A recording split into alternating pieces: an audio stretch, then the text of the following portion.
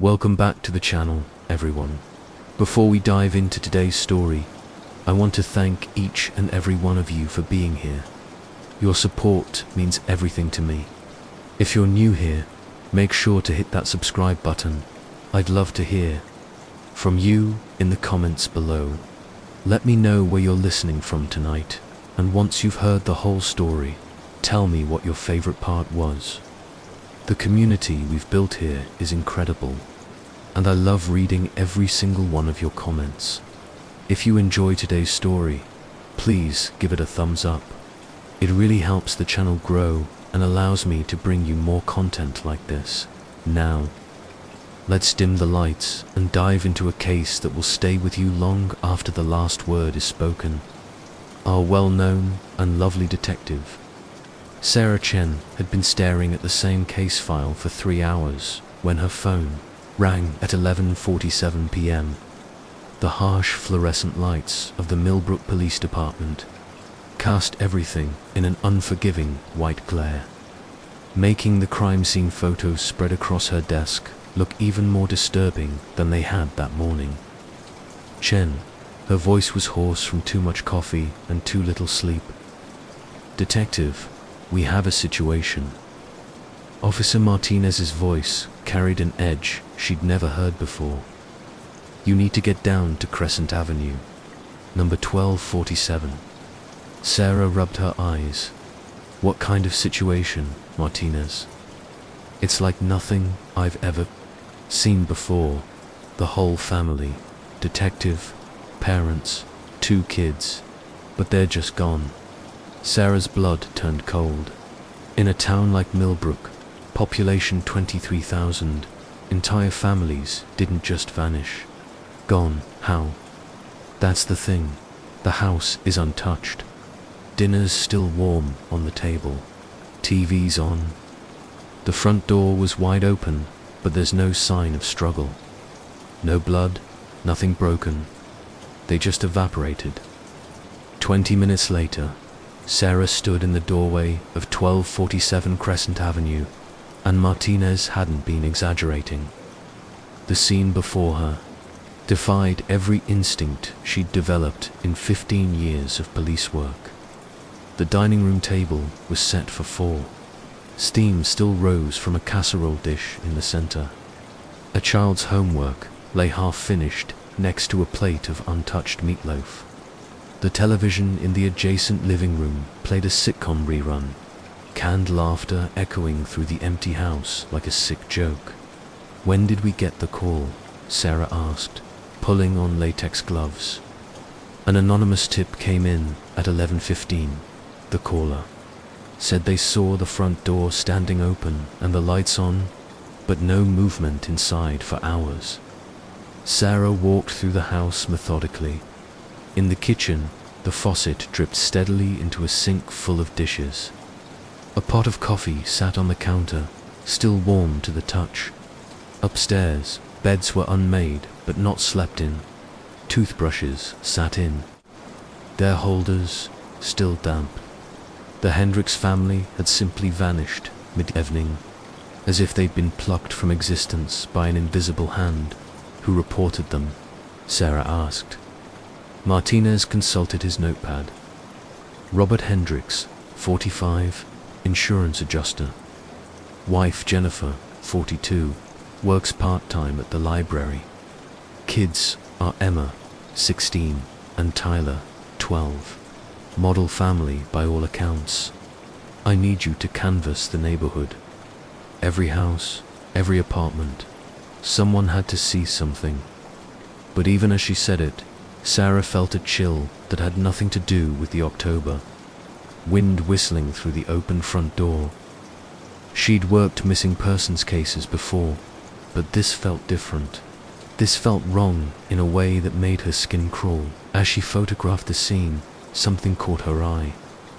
On the mantel above the fireplace, among family photos and knickknacks, sat an antique music box. Its lid was open, and a tiny ceramic ballerina frozen mid-spin.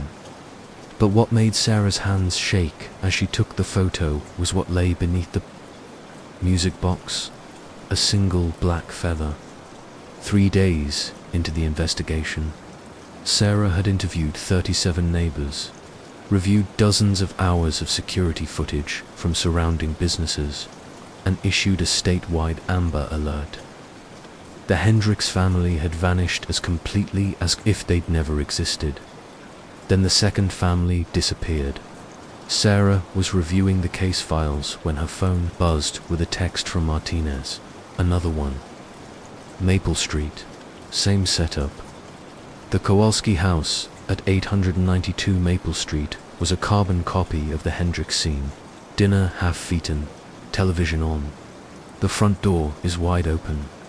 And in the master bedroom, sitting on the dresser among family photos, another music box with its lid open and a black feather underneath. "This isn't random," Sarah muttered, photographing the scene. "Someone's playing a game."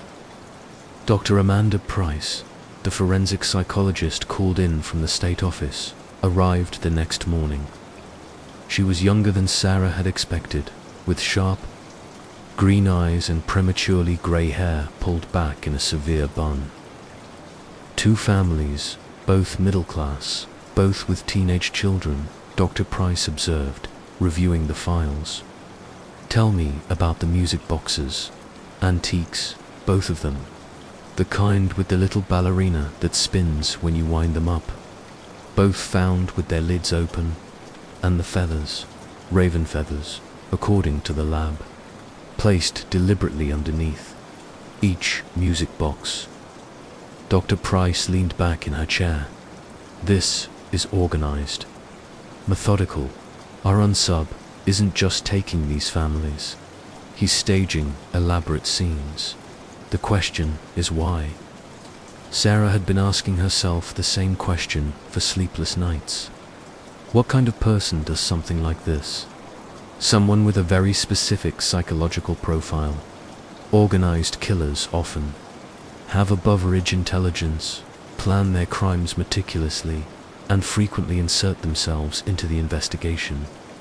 But this goes beyond typical serial behavior. The staging suggests a deeper pathology. You think they're dead. Dr. Price was quiet for a long moment. 8 people don't just disappear without a trace, detective. In cases like this, the families are usually dead within the first 24 hours.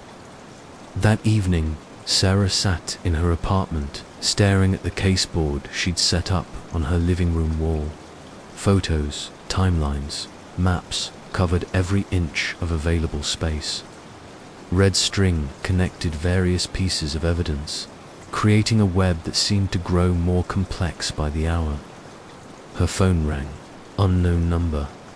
Chen. Detective Chen. The voice was male, calm, educated. "I've been watching your investigation with great interest." Sarah's pulse quickened. She grabbed her notebook and hit record on her phone app. Who is this? Someone who knows what happened to the families. Where are they? That's not the right question, detective. The right question is, why did I choose them? Why did you choose them? A soft chuckle. Because they were perfect. Perfect families, living perfect lives in their perfect houses. But perfection is an illusion, detective. Scratch the surface, and you'll find the rot underneath. If you hurt those children, the children were innocent. That's what made it so beautiful. The line went dead. Sarah spent the next morning trying to trace the call, but it had come from a burner phone using a cell tower downtown. The caller was smart enough to keep it short and avoid giving away his location. She decided to focus on the music boxes. Both were antiques, handcrafted with identical mechanisms. If she could find where they came from, she might find her killer. The local antique shops were a dead end, but Martha Grimsby, who ran estate sales by Martha, recognized the photos immediately.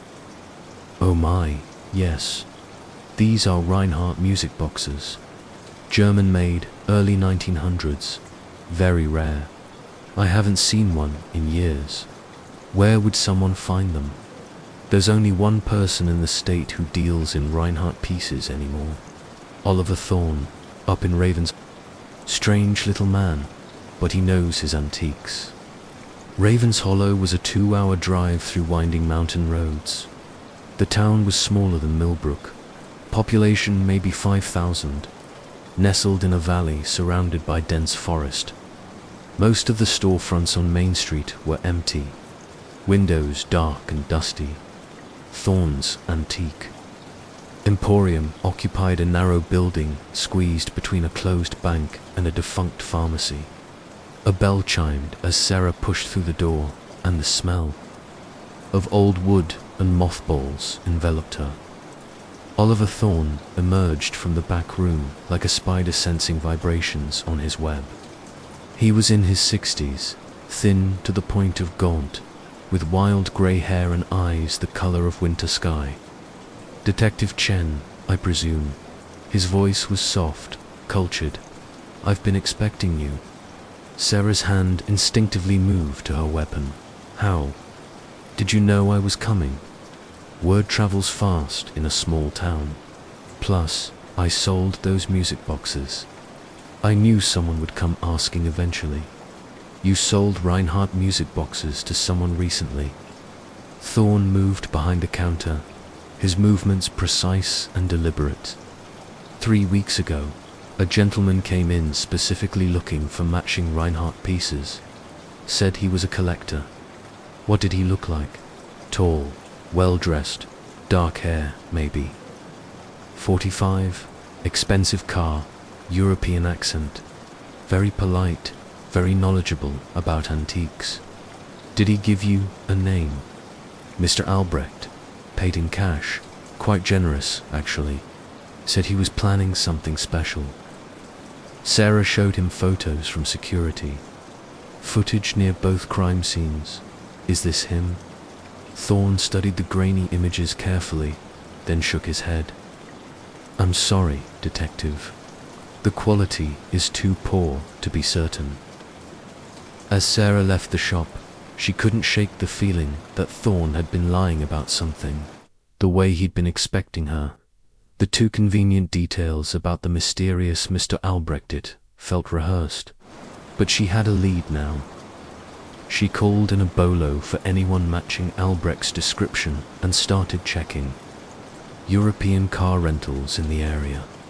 That evening, as she sat in her motel room in Ravenshollow reviewing her notes, her phone rang again.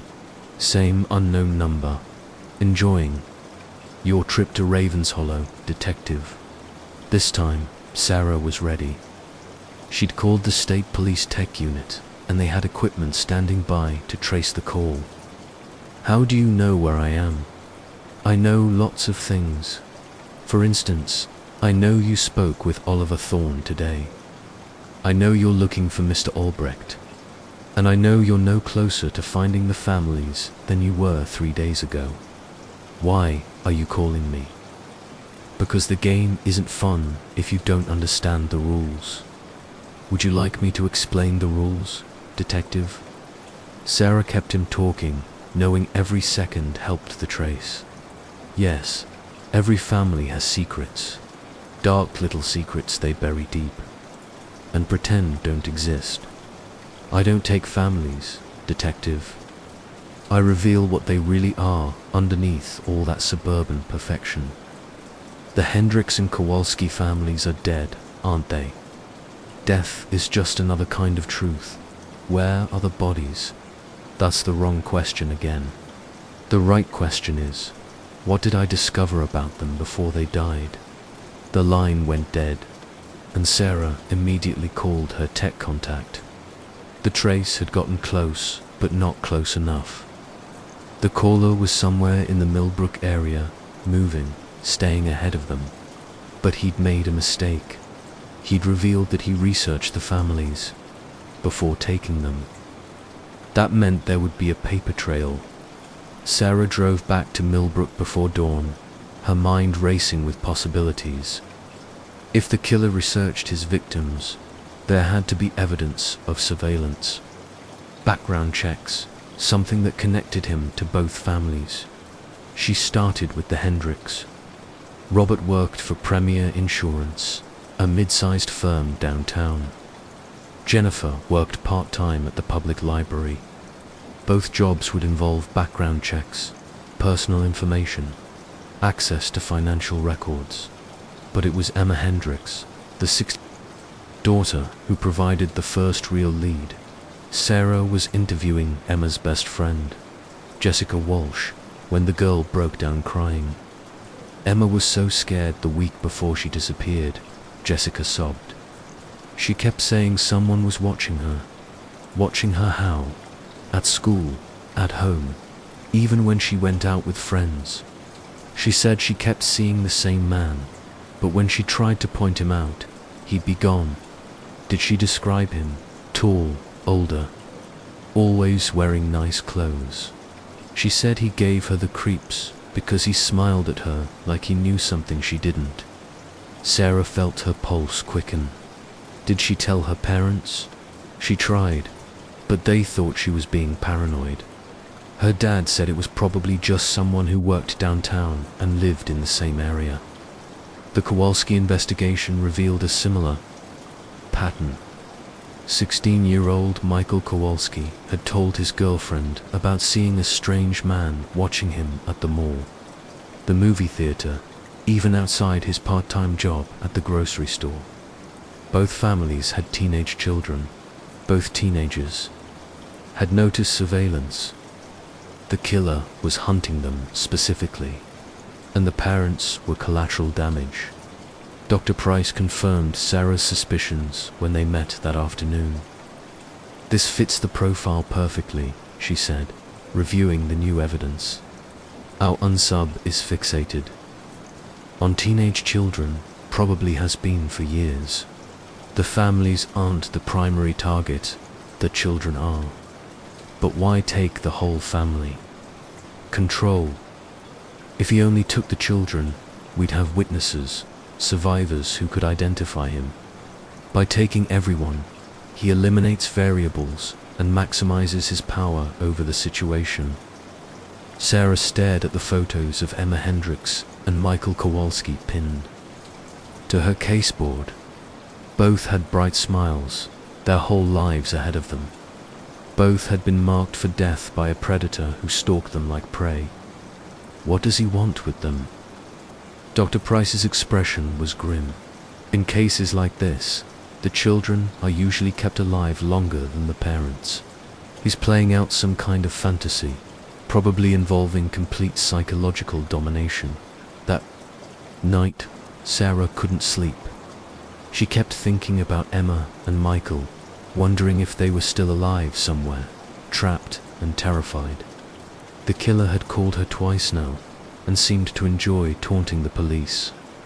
That meant he was confident, felt in control. It also meant he wasn't finished. At 3:17 a.m., her phone rang. "Detective, it's Martinez. We have another one." Sarah's blood turned to ice. "Where?" "Birch Lane, number 456, the Morrison family." She was dressed and out the door in 5 minutes, racing through empty streets toward what she knew would be another perfect crime scene. Another family erased from existence, leaving behind only questions and that terrible black feather under an antique music box. When she arrived at the Morrison house, the scene was exactly as she'd expected. The front door is open, dinner cooling on the table, television playing in an empty room, and upstairs, on the dresser in the master bedroom, a third Reinhardt music box with a black feather underneath. But this time was different. This time, the killer had left something else. Propped against the music box was a photograph. It showed all three families, the Hendricks, the Kowalskis, and the Morrisons, but not as they appeared in life. In the photo, they were arranged in some kind of basement or underground chamber, all kneeling in a line. Their faces turned toward the camera with expressions of absolute terror. On the back of the photo, written in careful block letters, were for words. The performance is beginning. Sarah stared at the photograph until her eyes burned. 12 people arranged in a grotesque tableau, their faces showing the kind of fear that comes only from knowing death is imminent. The background was concrete walls and exposed pipes, suggesting a basement or underground utility room. Dr. Price studied the image with a magnifying glass. The positioning is deliberate, ritualistic. He's arranged them by family unit, parents, kneeling behind their children. This isn't just about killing them, it's about breaking them psychologically first. How long do you think this photo was taken before they died? Based on their expressions and body language, probably moments. Before, he wanted to capture their absolute despair. Sarah had called in every available resource. FBI agents were flying in from Quantico. The state crime lab was processing every piece of evidence from all 3 scenes. Search teams were combing the forests around Millbrook, looking for any underground structures or hidden chambers. But Sarah knew they were running out of time. The killer was escalating, getting bolder. The photograph was a challenge, a taunt designed to show how helpless the police were to stop him. Her phone buzzed with a text from an unknown number, St. Michael's Cemetery, midnight. Come alone. Sarah showed the message to Agent Morrison, the FBI profiler who'd arrived that afternoon. He was a stern man in his 50s with silver hair and eyes that had seen too much. It's a trap, he said immediately. He wants you isolated, vulnerable. Maybe he wants to make a deal. Serial killers don't make deals, detective. They make victims. But Sarah was already planning her next move. St. Michael's Cemetery was on the outskirts of town, a sprawling collection of weathered headstones dating back to the 1800s. Plenty of places to hide, multiple escape routes, poor lighting. If the killer wanted to hurt her, he'd picked the perfect location. She went anyway at 11:45 p.m. Sarah parked her car at the cemetery entrance and walked through the rusted iron gates. Her service weapon was in her hand, finger on the trigger, every shadow potentially hiding a killer. A full tactical team was positioned around the perimeter, invisible but ready. She found him waiting by the largest mausoleum, a marble monument to some long-dead industrialist. He was exactly as Oliver Thorne had described. Tall, well-dressed, maybe 45, with dark hair going silver at the temples. Handsome in a cold, reptilian way that made Sarah's skin crawl. Detective Chen, thank you for coming. His accent was slight, maybe German or Austrian. His voice was the same one she'd heard on the phone, calm and controlled. Where are they? Dead, of course. Did you really think I'd keep them alive for 2 weeks? He smiled, and Sarah saw why the teenagers had been so frightened. It was the smile of something wearing a human mask. But I preserved them beautifully. Would you like to see? Tell me where the bodies are. First, let's discuss why I chose those particular families. He began walking slowly between the headstones, hands clasped behind his back like a professor delivering a lecture. Do you know what they had in common, detective? Sarah kept her weapon trained on him, following at a safe distance. Enlighten me. Secrets. Terrible secrets that would have destroyed them eventually anyway. I simply accelerated the process. What kind of secrets? Robert Hendricks was embezzling money from his insurance company. Small amounts at first, then larger ones as his gambling addiction grew worse. His wife Jennifer knew but said nothing, because she was having an affair with her supervisor at the library. Sarah felt sick. These details weren't in any of her files, hadn't come up in any interviews. The Kowalski family was even more interesting. David Kowalski was selling drugs to high school students, using his son Michael as a delivery boy.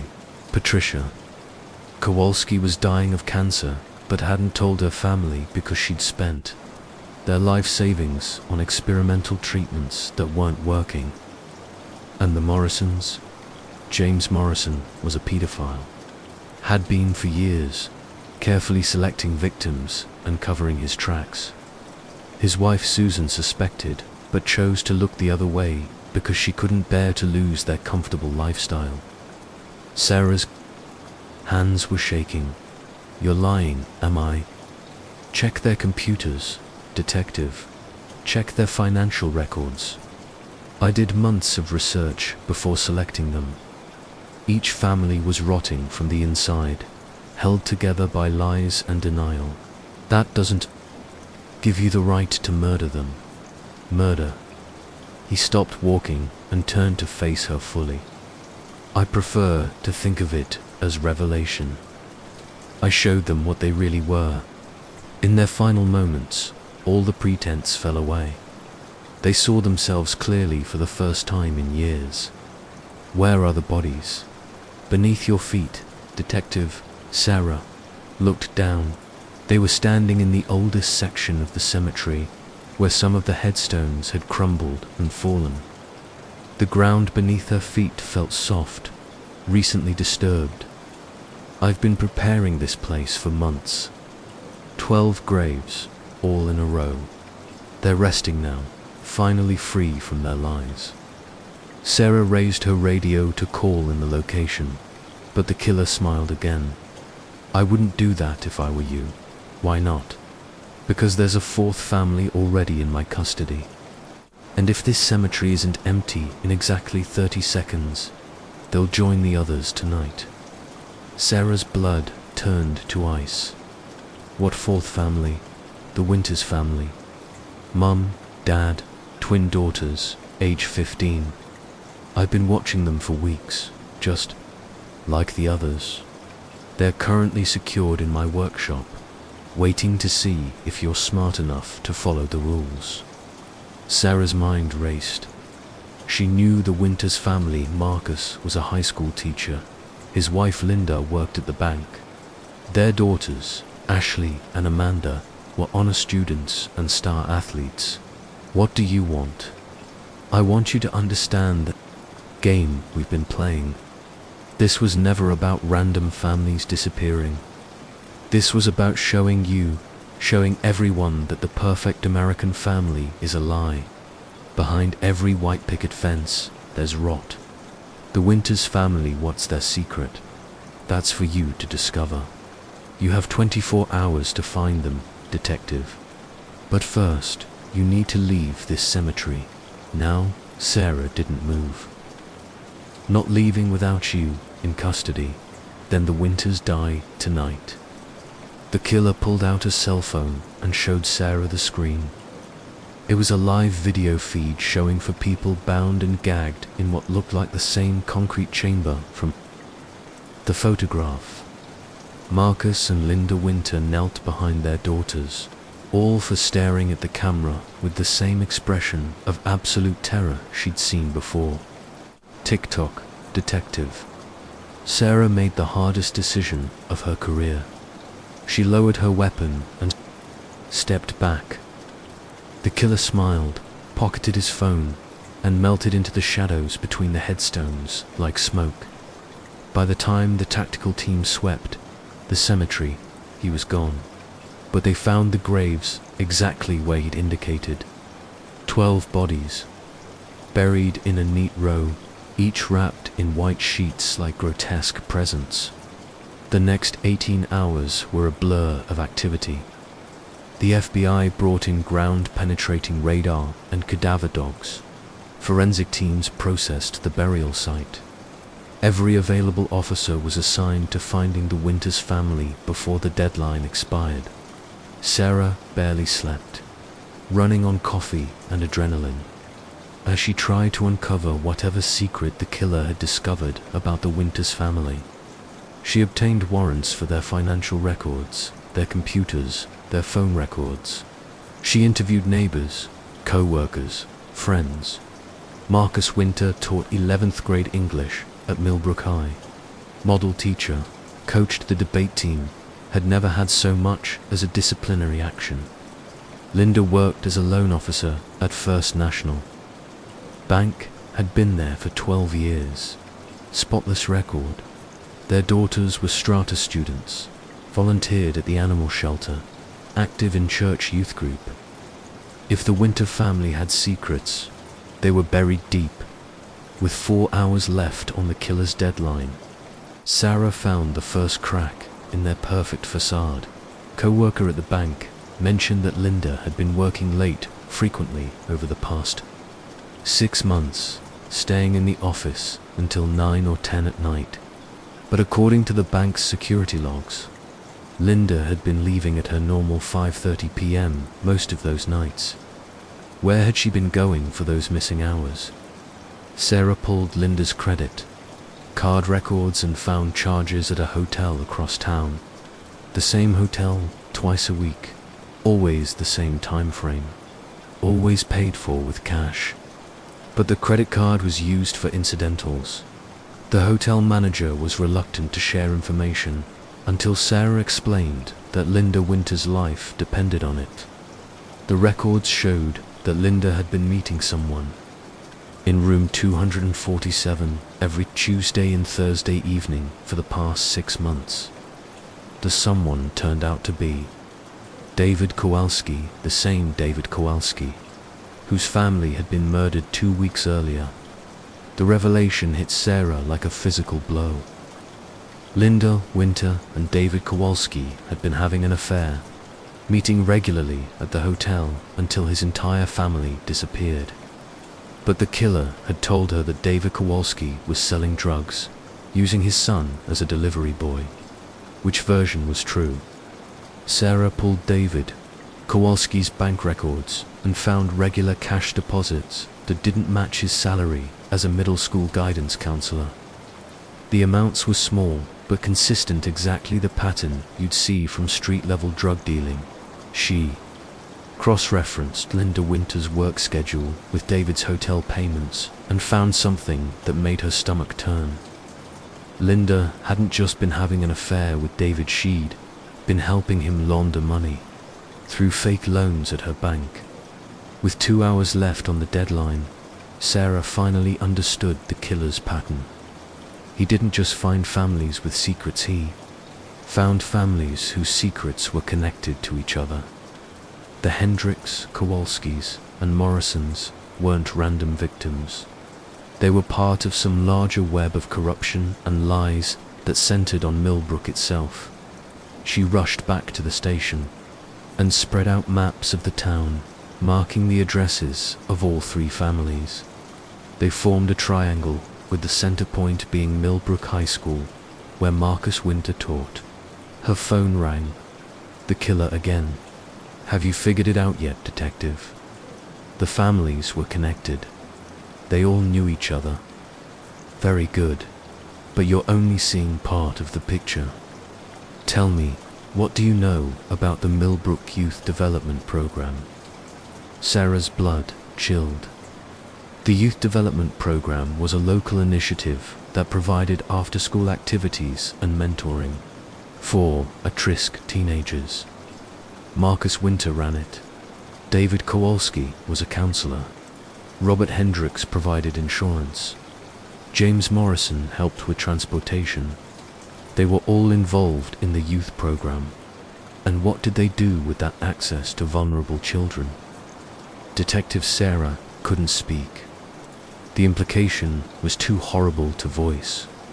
12 children over the past 3 years, all reported as runaways, all from broken homes where no one would look too hard. Would you like to know where their bodies are buried? You're lying, am I? Check the basement of the old Morrison house.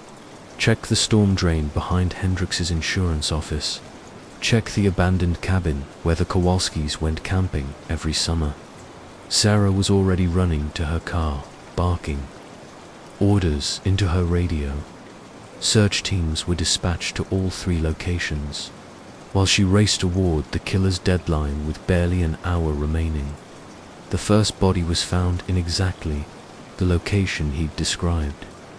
Then the second, then the third.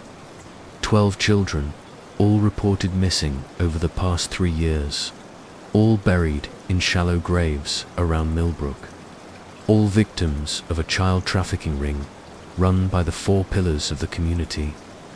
Sarah's phone buzzed with another text. Now you understand. They deserved what they got, but the Winters family is still alive. One more task, detective. She called the number immediately. What do you want? Justice. Real justice. The kind that doesn't get plea bargained away or reduced to manslaughter. Because of good lawyers and community standing. Where are they? Marcus Winter is still alive because he wasn't directly involved in the murders. He just provided the cover, looked the other way, helped them identify victims. His wife Linda laundered money to keep the operation funded. Their daughters are innocent, but they carry the sins of their parents. Let them go, take me instead. That's not how this works, detective. You have 30 minutes to choose. You can save the Winter family, or you can arrest me, but not both. The line went dead, and Sarah found herself facing an impossible choice. Sarah stared at her phone, the killer's ultimatum echoing in her mind. 30 minutes to choose between justice and mercy, between catching a serial killer and saving an innocent family. She thought about Emma Hendricks, 16 years old and terrified in her final moments. About Michael Kowalski, used by his own father to deliver drugs to children. About the Morrison daughters, living with a monster and not even knowing it. About 12 other children whose bodies were now being excavated from shallow graves around Millbrook. The killer was right about one thing. The justice system would have failed these victims. Men like Marcus Winter, respected teachers and community leaders, rarely faced serious consequences for their crimes.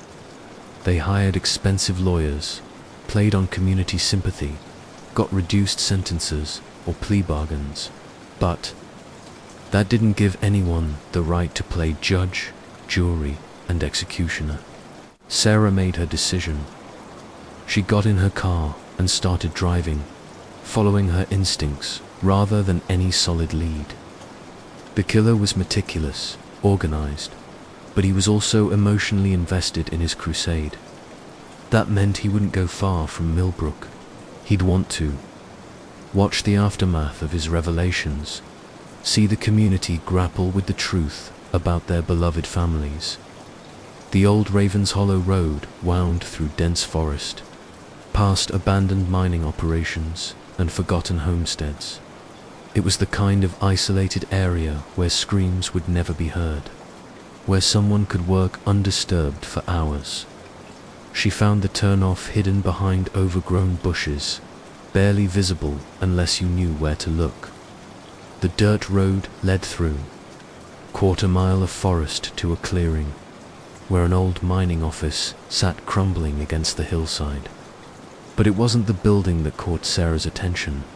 It was the freshly installed ventilation pipes poking up through the ground around it. Someone had built something underground, something that needed airflow. She parked 50 yards away and approached on foot, service weapon drawn.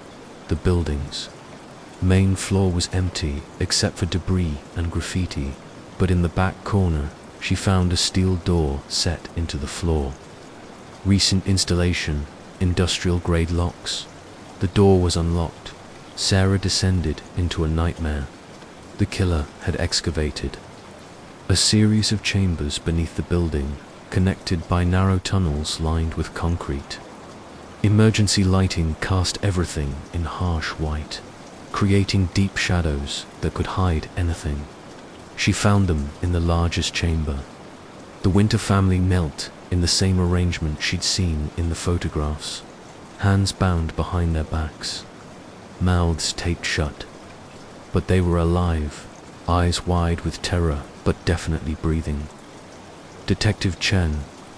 The killer's voice echoed from speakers mounted in the corners. 30 seconds to spare. I'm impressed. Where are you? Sarah kept her weapon ready, scanning for any sign of movement. Close enough to watch, far enough to escape if necessary. Are you going to free them? Sarah approached the Winter family carefully. Marcus's Winter was unconscious, probably drugged, but Linda and the twins were alert. They tried to speak through their gags, eyes pleading. Why did you really do this? Sarah asked as she cut their restraints. This isn't about justice. This is about something else. Very perceptive, detective. Tell me, do you recognize any of the children we found buried around town? Sarah helped Amanda Winter to her feet, the girl shaking so badly she could barely stand. Should I check the missing persons files from 2019, specifically a girl named Rachel Albrecht, 15 years old, reported as a runaway from the state foster system. The name hit Sarah like a punch to the gut. Albrecht, the same name the killer had used when buying the music boxes from Oliver Thorne. She was my daughter, detective, my adopted daughter. I spent 2 years looking for her after she disappeared from her foster home. 2 years following false leads and dead ends. I hired private investigators, offered rewards, never stopped searching. Sarah was helping Linda Winter stand when the killer continued. I found her body 6 months ago, buried in that cabin behind the Kowalski house. But by then, David Kowalski was already dead, along with his wife and son. Justice had already been served, just not by the legal system. You killed them for revenge. I killed them for Rachel, and for Emma Hendricks and Michael Kowalski, and all the other children who suffered because this town decided that certain people were above the law. Sarah had freed all 4 members of the Winter family now. Marcus was starting to regain consciousness, blinking confusion in the harsh light. It's over, Sarah called out. Come down here and face justice like a man. Justice, the killer laughed, a sound devoid of any warmth or humor. There is no justice, detective. There's only what we make for ourselves. The lights went out, plunging the chamber into absolute darkness. Emergency lighting kicked in after 30 seconds that felt like eternity, bathing the underground chamber in hellish red. Sarah had pushed the Winter family against the far wall and positioned herself between them and the tunnel entrance, weapon drawn. Stay close to me, she whispered to Linda Winter. Keep the girls behind you. The killer's voice continued to echo from the speakers, but now it seemed to come from all directions at once. Do you know what the worst part was, detective? When I finally found Rachel's body, she was still wearing the bracelet I gave her for her birthday. A little silver charm with a music box dancer on it. That's why I left the music boxes, so you'd understand that every family had a dancer who would never spin again. Sarah edged toward the tunnel, trying to determine which direction his voice was coming from. The underground complex was larger than she'd initially realized, with multiple chambers connected by narrow passages. Rachel was going to be a real dancer, the voice continued. Ballet, modern, Jashi, was gifted at all of it. 15 years old and already accepted into the State Arts Academy, until Marcus Winter identified her as a troubled youth who needed special guidance. A scraping sound came from one of the side tunnels, like metal against concrete. Sarah swung her weapon toward the noise. "He's moving through the tunnels," she whispered to the Winters. "When I say run, head straight for that main tunnel and don't look back." Marcus Winter was fully conscious now, staring at Sarah with confusion and growing horror as the killer's words sank in. "I never," he started to say, but Linda Winter cut him off with a sharp look. "Now is not the time, Marcus." The killer's voice continued, closer now. Marcus Winter provided the names. Robert Hendricks provided fake insurance policies to cover up deaths. David Kowalski provided drugs to keep the children compliant. James Morrison provided transportation and disposal of evidence. And Linda Winter made sure the money stayed clean. Sarah heard footsteps echoing from multiple tunnels now. Either there were more people involved, or the killer was using the acoustics to confuse her about his location. "But you missed one detail in your investigation, Detective. You never asked who was buying the children." Sarah's blood turned to ice. "What do you mean? The Millbrook ring wasn't just killing children for pleasure. They were selling them. Online auctions, private collectors, people with very specific tastes and unlimited resources. Who was buying them? That's the beautiful irony, Detective. The man who's been funding this operation for 3 years, the man who put up the money to buy children like Rachel, is standing right behind you." Sarah spun around, but the Winter family was exactly where she'd left them. Marcus looked confused and terrified. Linda was holding her daughters protectively. The twins were crying silently, mascara streaming down their faces. "I don't understand," Sarah said.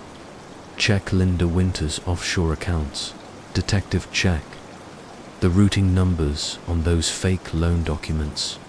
The money wasn't being laundered for David Kowalski's drug operation. It was being cleaned for something much worse." Sarah kept her weapon trained on the tunnel entrance while processing this information.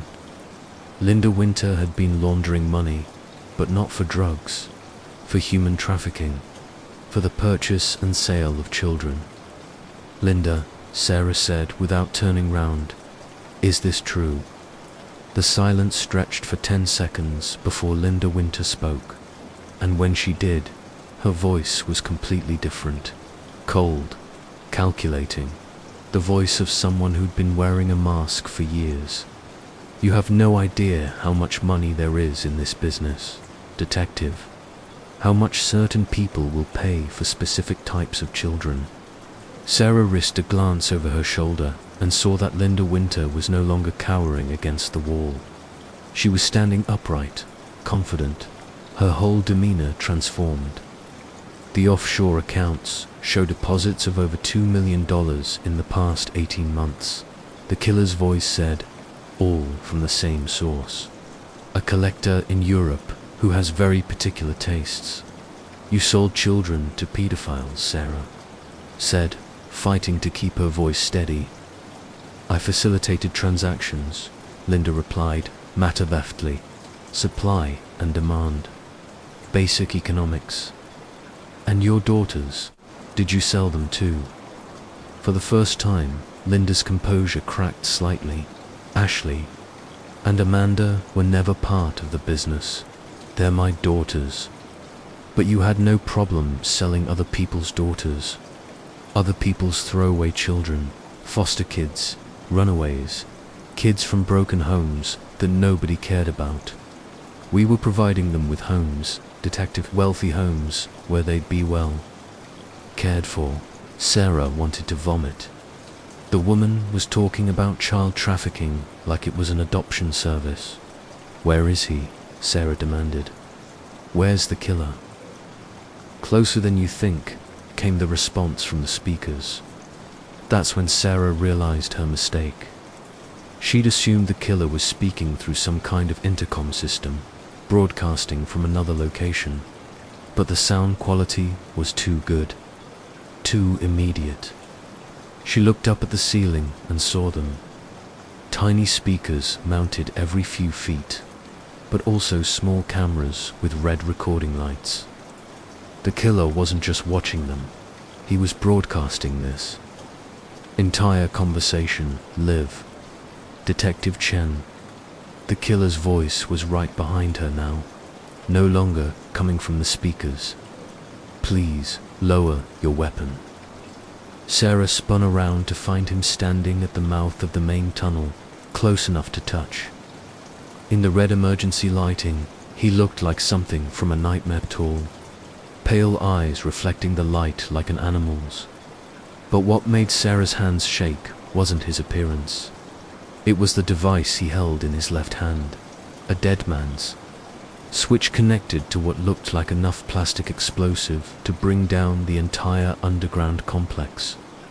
Dr. Klaus Albrecht, he said, introducing himself formally.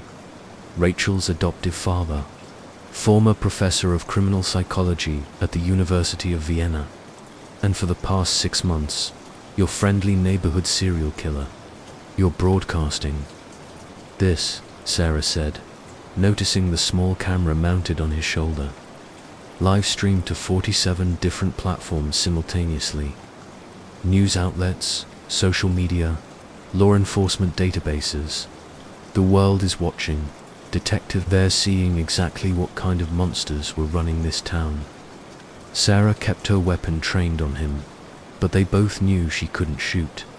Not with the dead man's switch. Not with the Winter Girls so close to the blast radius. 60,000 viewers and climbing, Albrecht continued, checking a small screen on his wrist. People want to see justice served.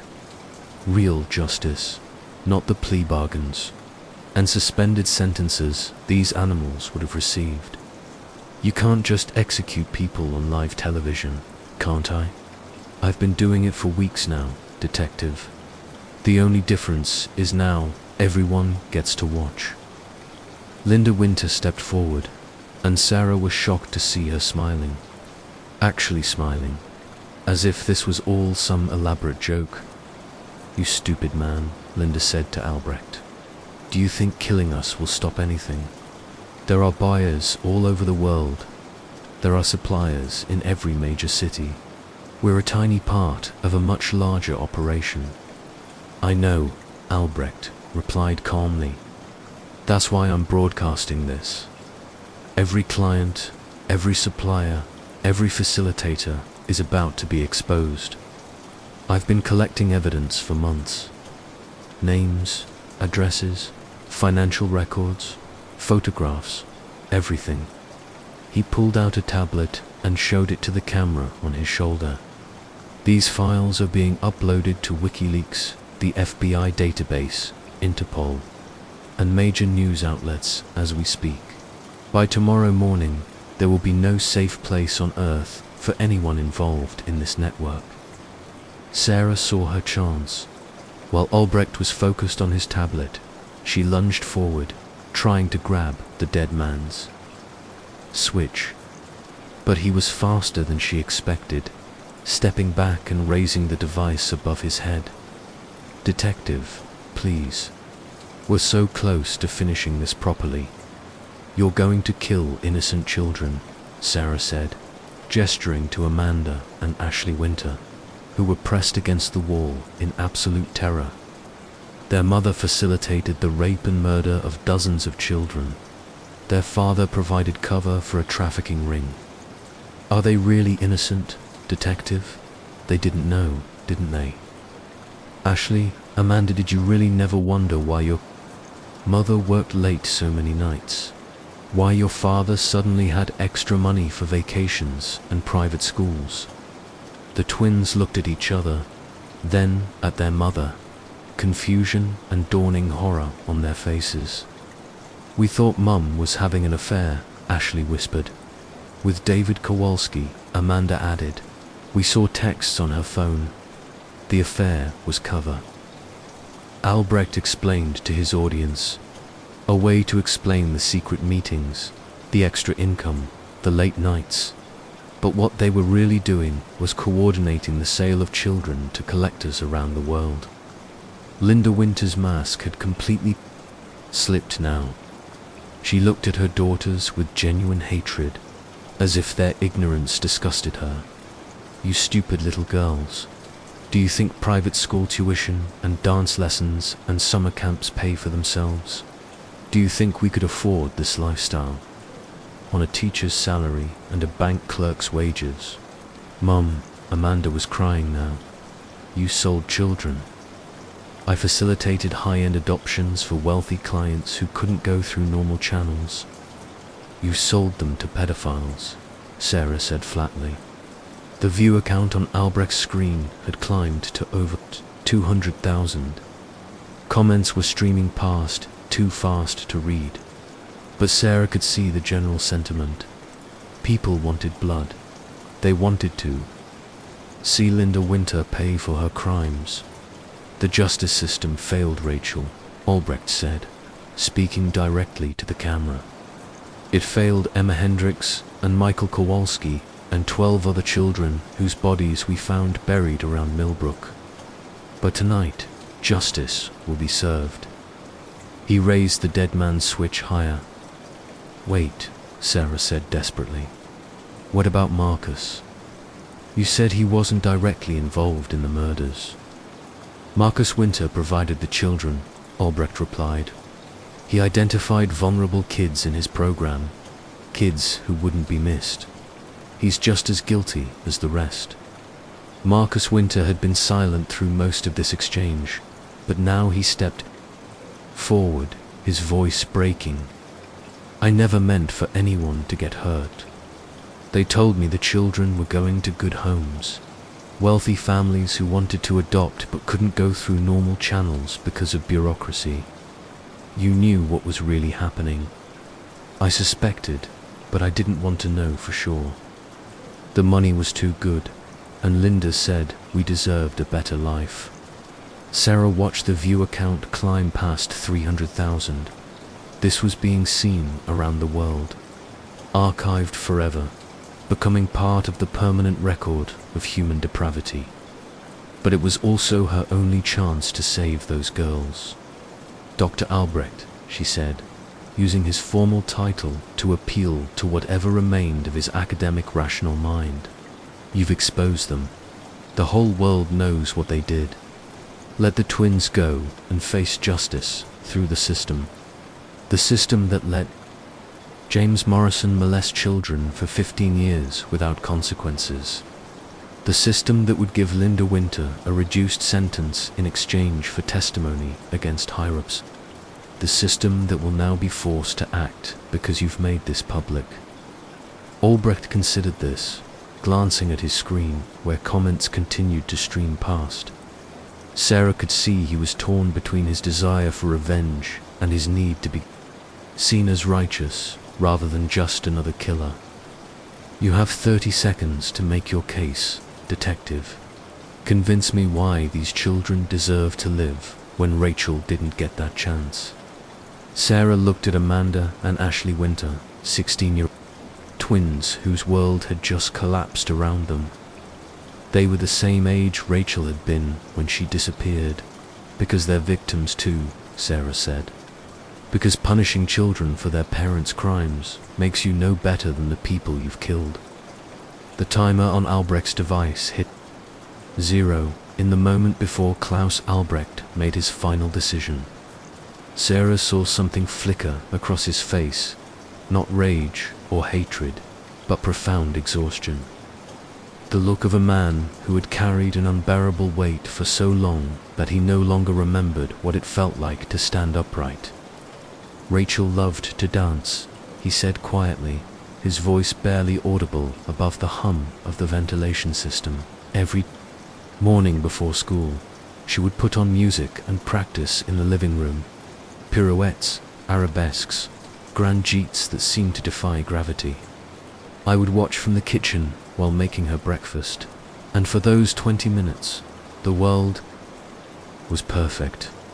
The viewer count had passed 400,000 now. The entire world was watching a broken man stand at the precipice of a choice that would define how history remembered him. When she first came to live with us, she was so damaged. 8 years of foster care, 3 different families who gave up on her, caseworkers who saw her as just another file. But she had this light inside her, this absolute refusal to let the world break her completely. Amanda Winter was sobbing openly now, her sister's arm around her shoulders.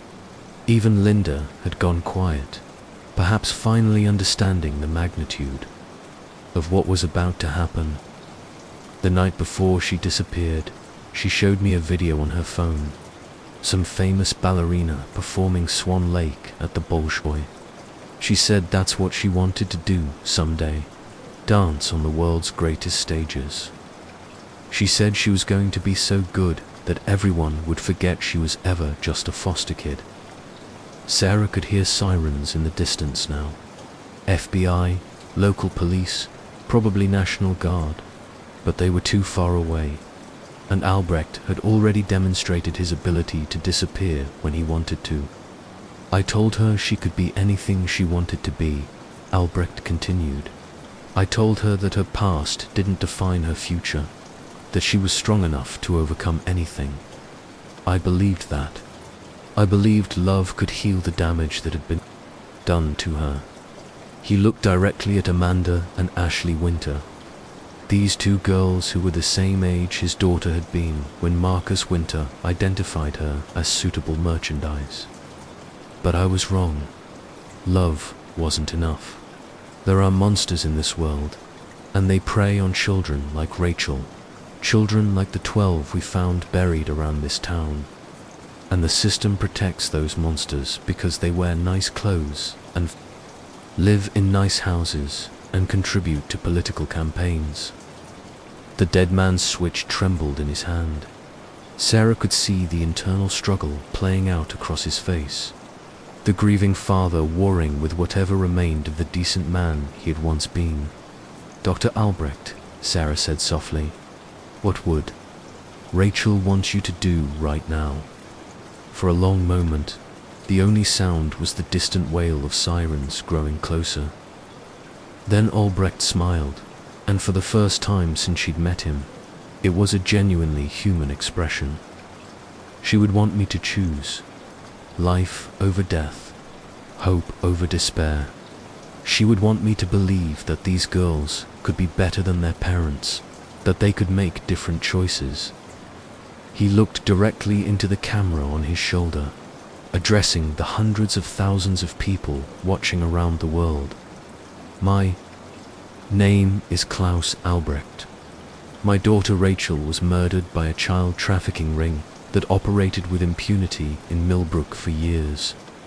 I have killed 11 people in revenge for her death, and I am about to kill 4 more, including 2 innocent children. Sarah held her breath, but killing these children won't bring Rachel back. It won't undo the evil that was done to her or to the other victims. It will only add more names to the list of people who died because adults failed to protect them. He lowered the dead man's switch. Amanda and Ashley Winter, your parents are monsters, but you don't have to be. You have a choice that Rachel never got the choice to live, to grow up, to become something better than the people who raised you. Don't waste that chance. Sarah moved quickly, taking custody of the explosive device, while Amanda and Ashley Winter collapsed in relief.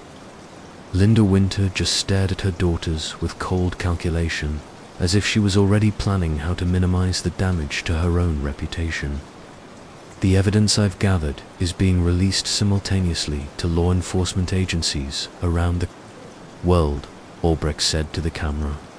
Financial records, client lists, communication logs, photographs, video evidence. Every person involved in this network will be identified and prosecuted. He turned to Sarah. Detective Chen, I want you to know that you're a good police officer. You tried to do things the right way, and you very nearly succeeded. The world needs more people like you. You're not walking away from this, Sarah said, handcuffing him. You killed 11 people. I know, and I'll face whatever consequences come from that. But those girls will grow up knowing that at least one adult chose to protect them instead of exploit them. As Sarah led Klaus Albrecht toward the tunnel entrance, she could hear the tactical teams getting closer. This nightmare was finally over, but its effects would reverberate for years to come. The Millbrook child trafficking ring was just one node in a global network that would now be exposed to the light. Hundreds of predators would be arrested. Thousands of victims might finally get justice. And 2 teenage girls would have the chance to build lives that weren't defined by their parents' crimes. It wasn't the ending anyone had wanted, but sometimes, in the darkest corners of human experience, choosing life over death is victory enough. Behind them, the empty underground chambers stood as a monument to both human evil and the possibility of redemption. The music boxes had finally stopped playing their haunting melodies, but somewhere in the world, other children were still learning to dance, and for the first time in months, that felt like hope. The arrest of Klaus Albrecht sent shockwaves through Millbrook and beyond. Within hours of the live broadcast ending, FBI agents were executing search warrants across 3 states. The evidence Albrecht had compiled was more comprehensive than anyone had imagined. Financial records going back 5 years, encrypted communications between traffickers, and detailed profiles of both victims and buyers. Linda Winter was charged with conspiracy to commit human trafficking, money laundering, and accessory to murder.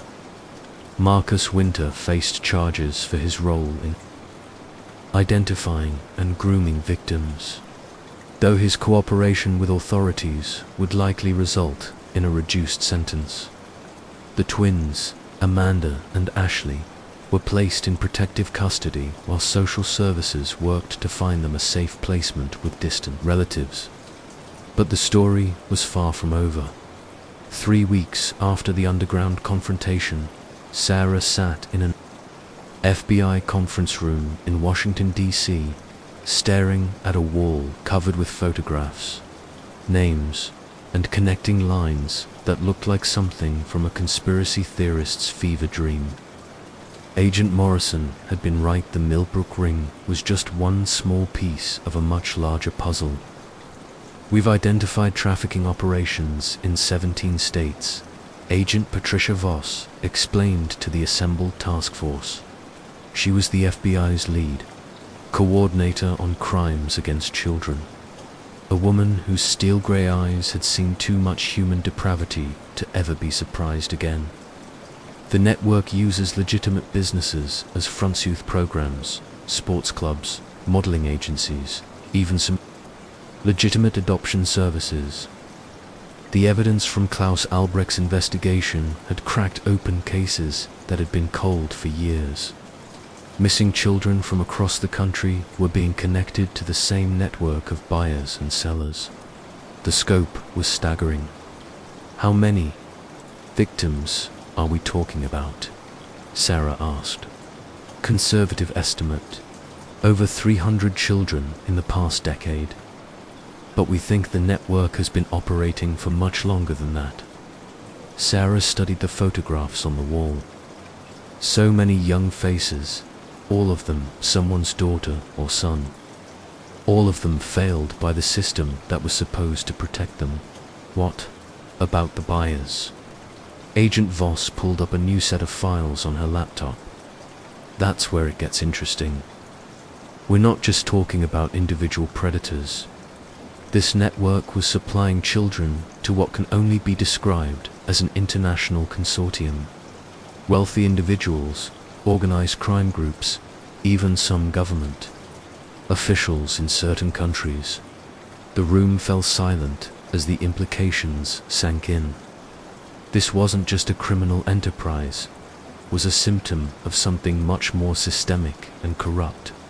The good news, Agent Voss continued, is that Albrecht's broadcast has created a public outcry that makes this impossible to ignore or cover up.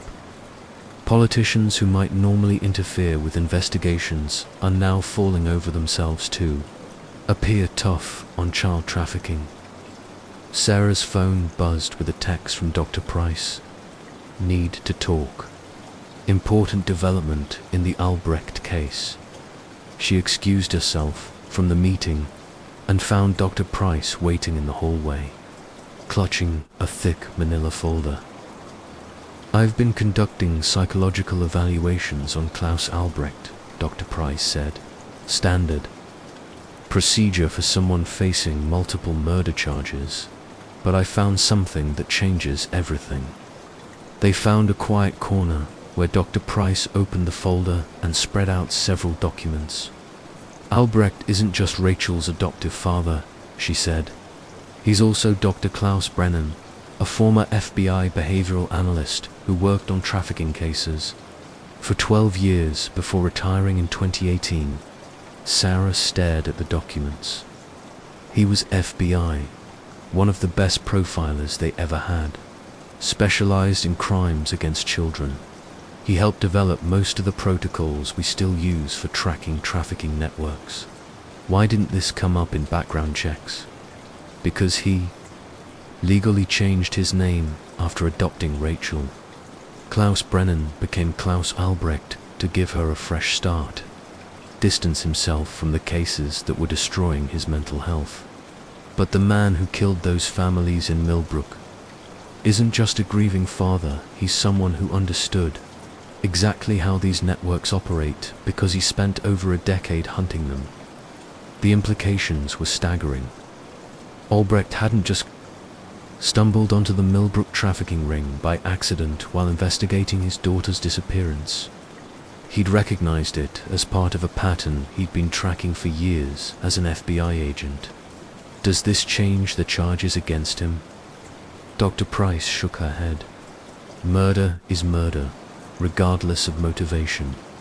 But it does explain how he was so thorough in documenting the network. He wasn't just collecting evidence for revenge. He was building a federal case.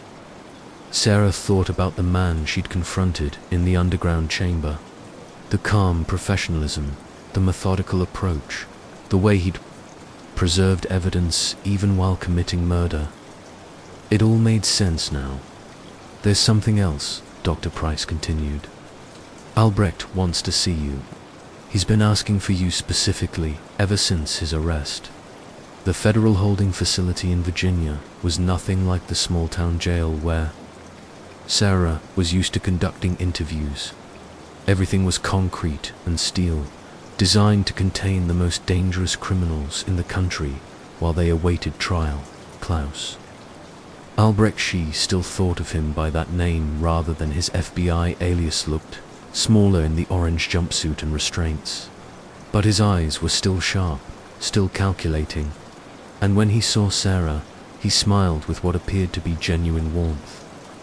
Detective Chen, thank you for coming. I wasn't sure you would. Dr. Price says you have something important to tell me. Several things, actually. But first, I want you to know that saving Amanda and Ashley Winter was the right choice. Been placed with their aunt in Oregon, far from all of this. They're getting counseling, starting over with new names and new identities. Sarah had wondered about the twins, but hadn't been able to get updates through official channels. How do you know that? I still have contacts in the bureau. People who worked with me when I was Klaus Brennan. People who understand what we're really fighting against. He leaned forward as much as the restraints would allow. The Millbrook network was one of dozens I was tracking when I retired. I had enough evidence to bring down the entire operation, but my superiors were reluctant to move forward. Why? Because the client list included some very prominent names. Senators, federal judges, foreign diplomats, CEOs of major corporations. The kind of people who can make investigations disappear and careers end. Sarah felt sick. So you retired and decided to handle it yourself. I retired because my wife left me and I was drinking myself to death, and I couldn't look at one more crime scene photo of a dead child without putting my service weapon in my mouth. Adopting Rachel was supposed to be my chance at redemption. Proof that I could save at least one kid. His voice broke slightly on the last words. Even after everything that had happened, the pain of losing his daughter was still raw. When Rachel disappeared, I knew immediately what had happened to her. I'd seen the pattern too many times. Foster kid, troubled background, involved in youth programs run by respected community members. I knew she was already dead, but I had to find her body. I had to know for sure. And when you found her, you decided to become judge, jury, and executioner. Albrecht nodded. I spent 6 months planning it. I studied each family, documented their crimes, and gathered evidence that would hold up in court. I told myself I was being thorough, professional, that I was building a case. But really, I was just planning the most elaborate murder spree in modern history. Why are you telling me this? Because the work isn't finished, detective. The evidence I released has damaged the network, but it hasn't destroyed it. There are still children being trafficked, still buyers placing orders, still facilitators, making money off human misery. He slid a folded piece of paper across the table. These are the names of 3 FBI agents who were compromised by the network. They've been feeding information to traffickers for years, warning them when investigations were getting close. Sarah looked at the names and felt her blood turn cold. One of them was Agent Morrison, the profiler who'd been working the Millbrook case with her. Morrison tried to steer your investigation away from the trafficking angle, Albrecht continued. He's the one who suggested the families were killed for psychological reasons rather than to cover up their crimes. He was trying to protect the network. Do you have proof? Financial records, communication logs, surveillance footage, everything you need to build a case. But detective, you need to be very careful about who you trust with this information. The corruption goes deeper than you imagine. Sarah stared at the piece of paper, understanding that she now held information that could either bring down a massive criminal conspiracy or get her killed if it fell into the wrong hands. Why trust me with this? Because you chose to save those girls instead of taking the easy arrest. Because you've been fighting for victims your entire career, not for headlines or promotions. Because I've watched you work for weeks, and you're one of the few honest cops left. Albrecht leaned back in his chair, looking exhausted. I'm going to die in prison, detective. Multiple murder charges, federal crimes, probably death penalty. But if you can use what I've given you to save even one child, then maybe Rachel's death won't have been completely meaningless. As Sarah left the facility, she felt the weight of the folded paper in her pocket like a loaded gun. She had evidence that could expose corruption at the highest levels of law enforcement. But she also knew that trying to act on it could destroy her career and possibly her life. But as she thought about Rachel Albrecht, about Emma Hendricks and Michael Kowalski, about the 12 children buried around Millbrook, she knew she didn't really have a choice. Some fights were worth the risk. Sarah spent 3 sleepless nights deciding what to do with Klaus or information. She couldn't trust Agent Morrison. He was one of the names on the list. She couldn't trust her own department. Small-town police weren't equipped to handle this level of corruption. And she couldn't trust the FBI as an institution when she had evidence that agents within it were compromised. Finally, she decided to reach out to the one person who had been with her from the beginning, Dr. Amanda Price, They met at a coffee shop in Richmond, far enough from Millbrook to avoid local surveillance, but public enough to discourage violence. Dr. Price read through Albrecht's documents with growing horror. These financial records show payments going back 7 years, she said, keeping her voice low. Agent Morrison has been on the network's payroll since before the first family disappeared. What about the other 2 agents? Agent Sarah Kovac works organized crime out of the New York office. Agent David Liu is with the cybercrime unit in San Francisco. Both have been feeding information to traffickers, warning them about raids, helping them stay ahead of investigations. Sarah felt sick. How many children died because these agents protected their sources? Dozens, probably, maybe hundreds. Dr. Price closed the folder and looked around the coffee shop nervously. Sarah, we can't handle this alone. We need help. From someone high enough up the food chain to be above suspicion. Do you know anyone like that? Maybe. My mentor from graduate school is now Deputy Director Helen Walsh. She runs the FBI's Crimes Against Children unit. If anyone can be trusted with this information, it's her. But even as Dr. Price spoke, Sarah noticed 2 men in dark suits sitting at a corner table, both of them watching their conversation with obvious interest. One of them was speaking quietly into a phone. We need to leave, Sarah said. Now. They paid for their coffee and walked casually toward the exit, but Sarah could see the men getting up to follow them. In the parking lot, she grabbed Dr. Price's arm. Give me your car keys and take mine. Drive straight to the police station and don't stop for anything. What about you? I'm going to find out who those men are and what they want. Sarah got into Dr. Price's Honda and drove out of the parking lot, watching in her rearview mirror as the 2 men scrambled to follow her instead of Dr. Price. She led them on a winding chase through Richmond's suburbs, using every trick she'd learned in pursuit driving training. But these weren't ordinary criminals. They drove with professional skill, staying close enough to track her, but far enough back to avoid being caught at red lights. When Sarah finally managed to lose them in the maze of streets around Virginia Commonwealth University, she knew it was only temporary. Her phone rang. Dr. Price. Sarah, where are you? I'm at the police station, but I don't think we're safe here either. What do you mean? I just got a call from my contact at the bureau.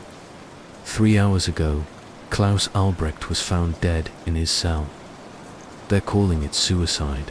Sarah's hands were shaking so badly she had to pull over. That's impossible. He was in maximum security. Apparently he managed to hang himself with a bedsheet. But Sarah, I spoke with him just yesterday. He was focused, determined, planning his legal defense. That's not the behavior of someone contemplating suicide. They killed him.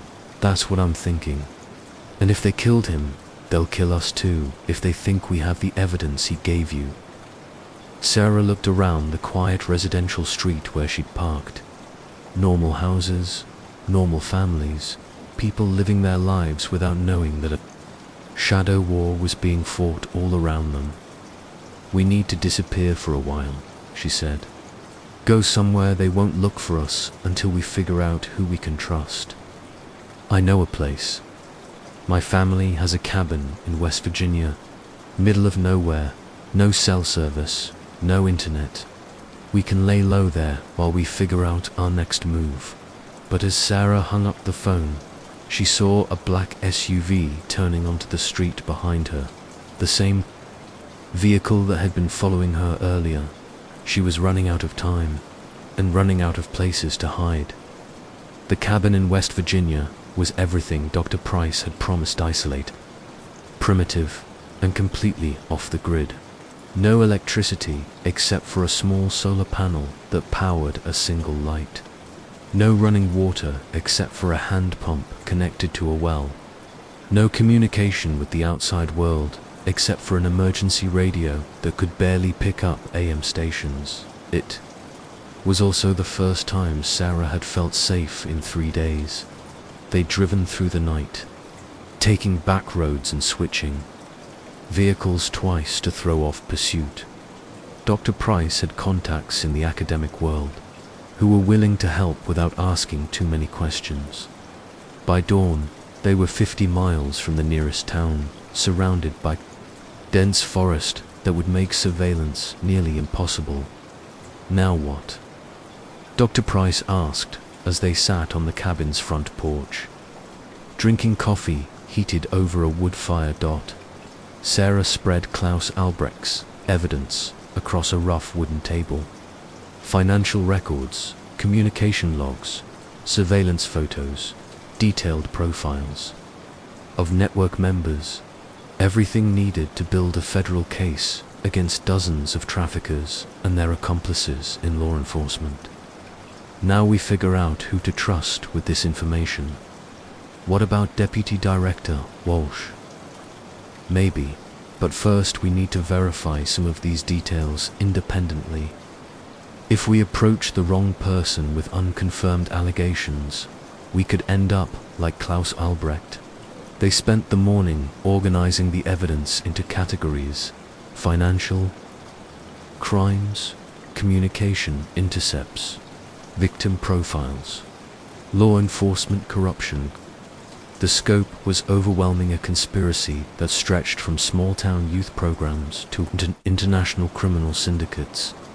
But it was the communication logs that provided the most disturbing revelations. The network wasn't just trafficking children for individual predators.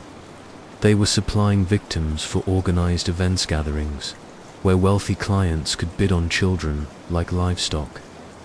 Look at this, Dr. Price said, pointing to a series of encrypted messages.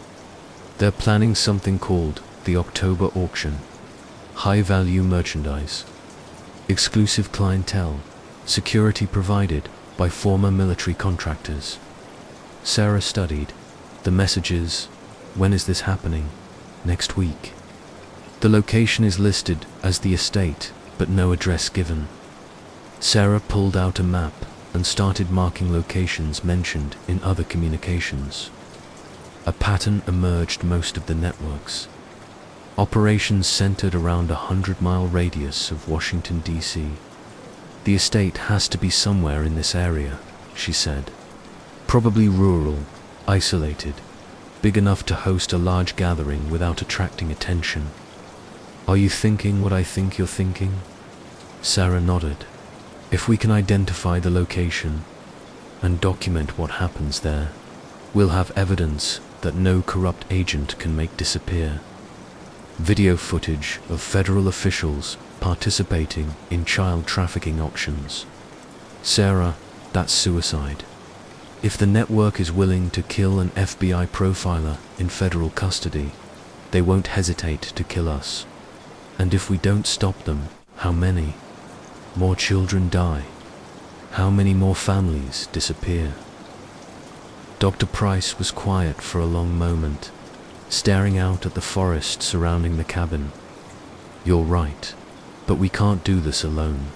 We need backup, someone we can trust completely. I have an idea. That afternoon, using the emergency radio's limited range, Sarah managed to contact Martinez back in Millbrook. She had to be official communications were probably being monitored, but Martinez was smart enough to read between the lines. I need you to take a vacation, she told him. Somewhere quiet, somewhere you can think about everything that's happened. I understand. How long should I plan to be away? At least a week. And Martinez, bring your camping gear, all of it. By evening, Martinez had arrived at the cabin with enough surveillance equipment to outfit a small army. He'd also brought news from Millbrook that made Sarah's blood run cold. 3 more families have gone missing, he reported. All of them had children in youth programs. All of them disappeared the same way, no signs of struggle, doors left open, dinner still warm on the table. The network is cleaning houses, Dr. Price said, getting rid of anyone who might have information about their operations. Or they're replenishing their inventory for the October auction, Sarah replied grimly. She studied the evidence again, focusing on financial transactions that might reveal the location of the estate. Large cash payments to construction companies, security firms, catering services, all of them centered around a shell corporation called Pinnacle Holdings. Martinez, I need you to run a property search on Pinnacle Holdings. Look for large estates, mansions, anywhere that could host a big gathering. While Martinez worked on the computer, using an encrypted satellite connection he'd somehow acquired, Sarah and Dr. Price planned their surveillance operation. They would have one chance to document the auction, one opportunity to gather evidence that could bring down the entire network. If they failed, more children would die. If they were caught, they would join Klaus Albrecht in whatever afterlife awaited those who fought monsters. But as Sarah looked at the photos of missing children spread across the cabin table, she knew they had to try. I found it, Martinez announced. Pinnacle Holdings owns a 200-acre estate in Rappahannock County. Former horse farm, main house, built in 1890, completely renovated in 2019. Private airstrip, extensive security system, and get this, the property taxes are paid by the same shell company that employs Agent Morrison. Sarah felt a grim smile cross her face. After weeks of being hunted and manipulated, they finally had the advantage of surprise. Gentlemen, she said to Martinez and Dr. Price, it's time to crash a party. Rappahannock County, Virginia, was hoarse. Country rolling hills, stone fences, and sprawling estates hidden behind walls of ancient oak trees. The Pinnacle Holdings property sat at the end of a winding private road. Invisible from any public access point, Sarah, Martinez, and Dr. Price had spent 2 days conducting reconnaissance from the surrounding hills, using military-grade binoculars and long-range cameras to map the estate's security measures. What they found was sobering. Armed guards patrolled the perimeter in 8-hour shifts. Motion sensors covered every approach to the main house. A sophisticated camera system monitored all access roads. And most concerning, a helicopter pad that had seen regular traffic over the past week.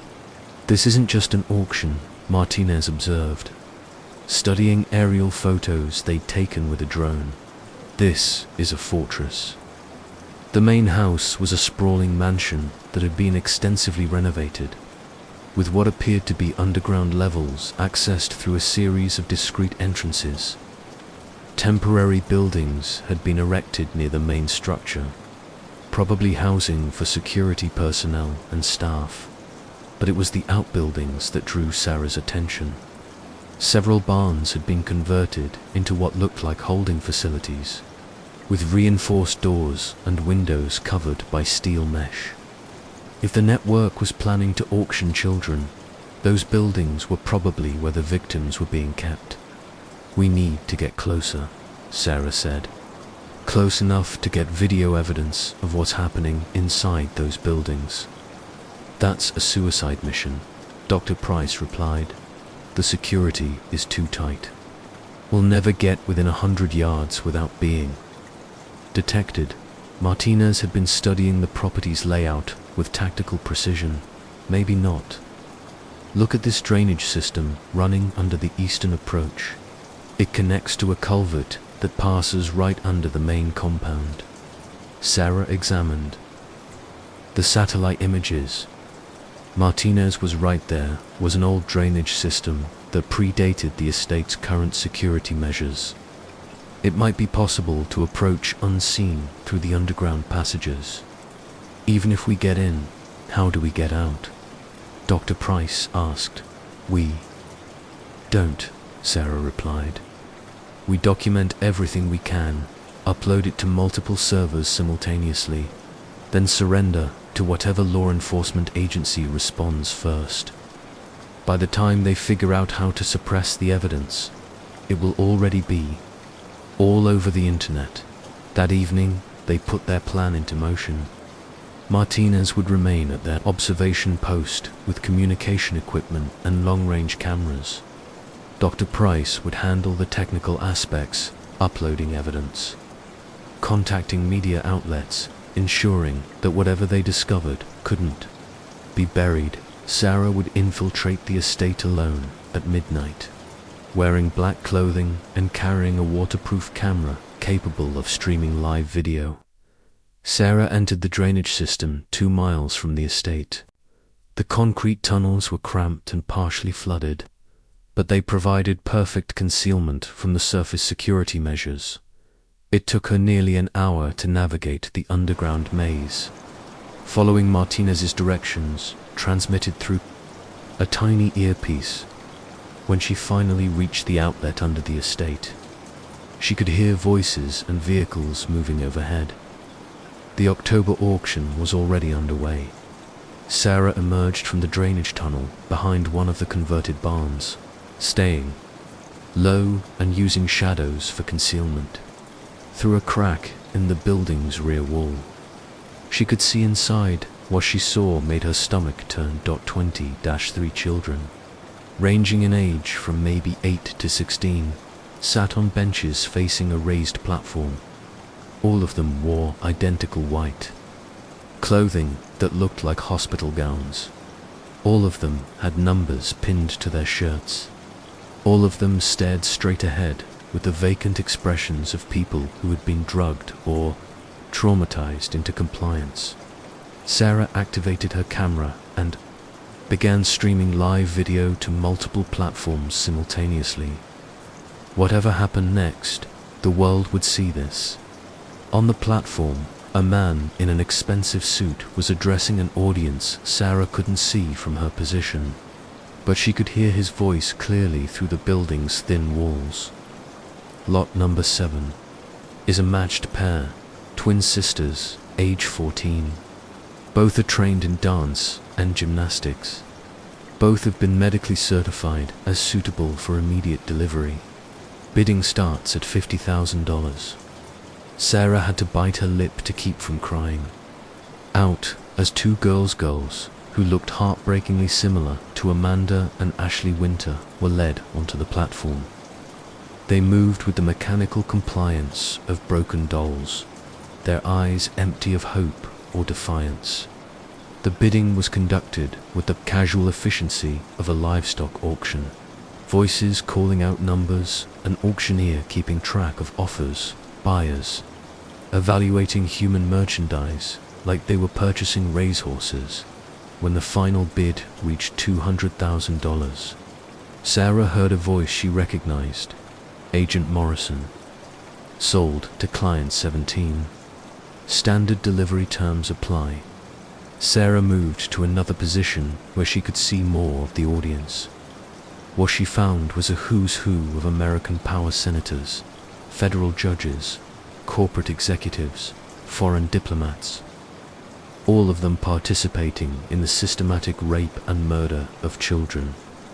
She was streaming everything live, sending the footage to news outlets around the world, when her earpiece crackled with Martinez's voice.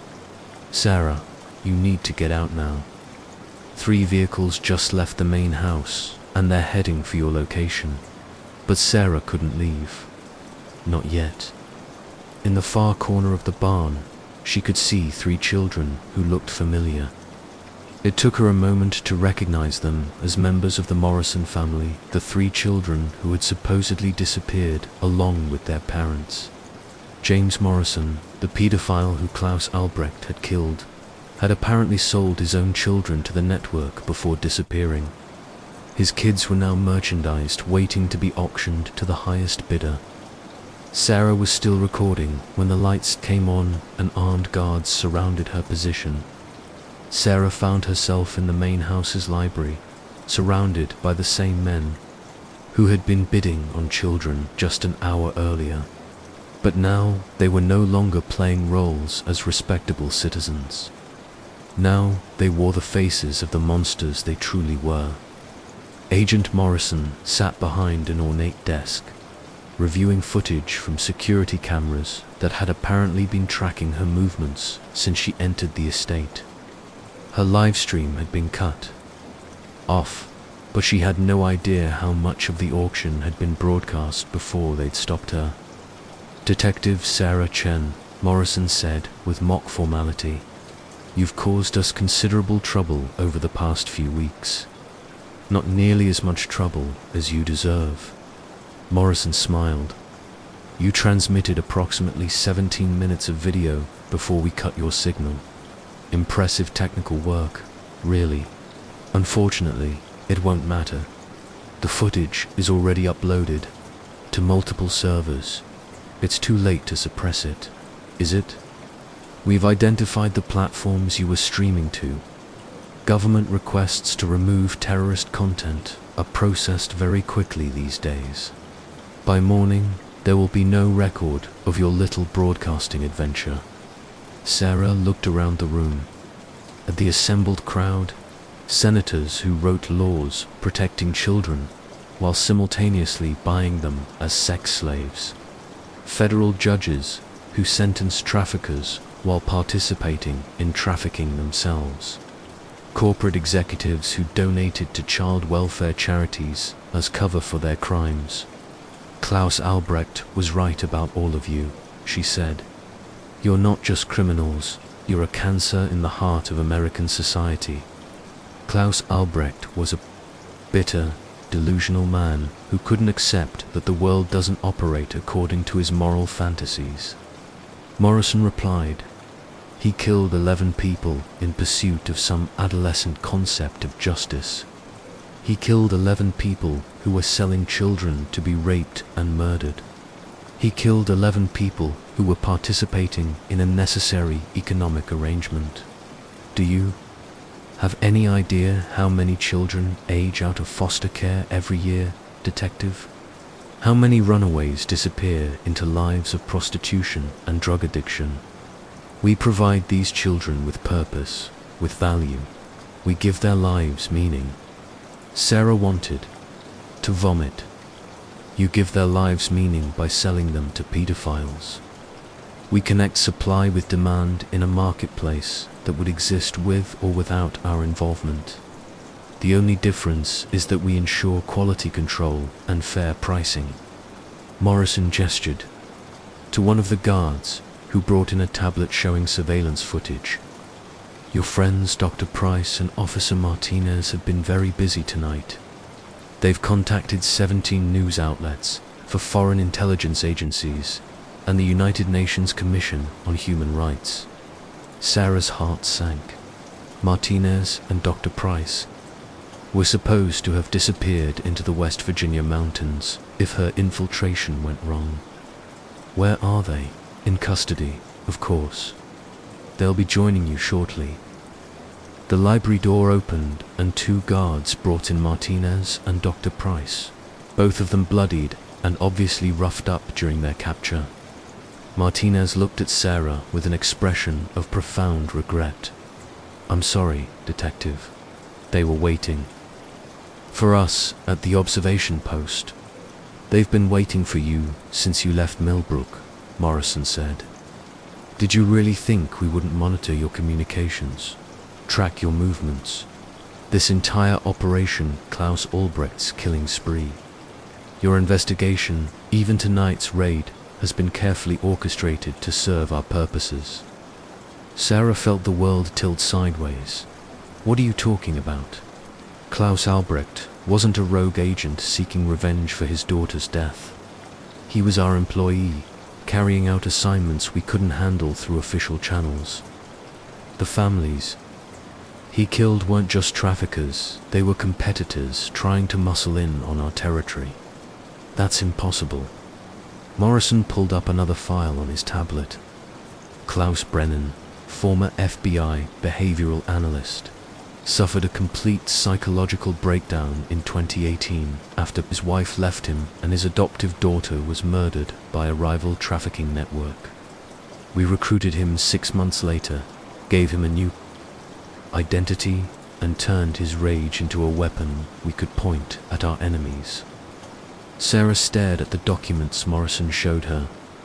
Communication logs showing Klaus Albrecht receiving instructions and payment from the same network he'd claimed to be fighting against. Financial records proving he'd been working for them for over a year before the first family disappeared. The music boxes, the black feathers. The elaborate staging, all of it was designed to create a narrative that would distract law enforcement from our real operations. While you were chasing a serial killer, we were expanding our network into 6 new markets. Dr. Price spoke for the first time since being brought in. What about the children we found buried around Millbrook? Defective merchandise. Children who were damaged or uncooperative.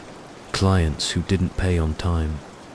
Klaus disposed of them as part of his regular duties. Sarah felt like she was drowning. Everything she'd believed about the case, about Klaus Albrecht, about her own investigation, had been a lie. She'd been manipulated from the very beginning, led round like a puppet while real children suffered and died. Even his final confession to me was scripted, she realized. He was supposed to kill you in that underground chamber, Morrison confirmed. The live broadcast was meant to show a crazed killer executing a heroic detective who'd gotten too close to the truth. Your death would have generated public sympathy and additional funding for law enforcement, anti-trafficking efforts funding that we control through various shell corporations. Why didn't he kill me? Morrison looked genuinely puzzled. That's the one variable we couldn't account for. In the final moment, Klaus Albrecht chose to spare your life and the Winter Girls. Perhaps there was more of the original Klaus Brennan left in him than we realized. And now you and your friends represent loose ends that need to be tied up. 3 law enforcement officers killed in a tragic firefight while attempting to stop a child trafficking auction. Your heroic sacrifice will inspire a whole new generation of agents to join the fight against these terrible crimes. Morrison gestured to the guards. Take them outside. Make it look convincing. As Sarah was dragged toward the library door, she caught a glimpse of the auction continuing in the barn through a window. More children being sold to the highest bidder, while their captors pretended to be the good guys fighting against exactly this kind of evil. But as they reached the door, gunshots erupted from somewhere outside the house. The guards stopped, listening to the sound of automatic weapons, fire, and shouting voices. Morrison grabbed a radio. Security team, report status. The response was chaos, multiple voices screaming about federal agents, helicopters, and a coordinated assault on the estate. Through the library windows, Sarah could see spotlights illuminating the grounds and tactical teams advancing on the main house. Someone had come to rescue them, but who? And thank you for listening to this story. If you enjoyed it, please hit that like button and subscribe for more dark mysteries. Don't forget to leave a comment below letting me know where you're listening from and what your favorite part of the story was. Your engagement means everything to me and helps me continue bringing you these deep dives into the darkest corners of human nature. Until next time, stay safe out there.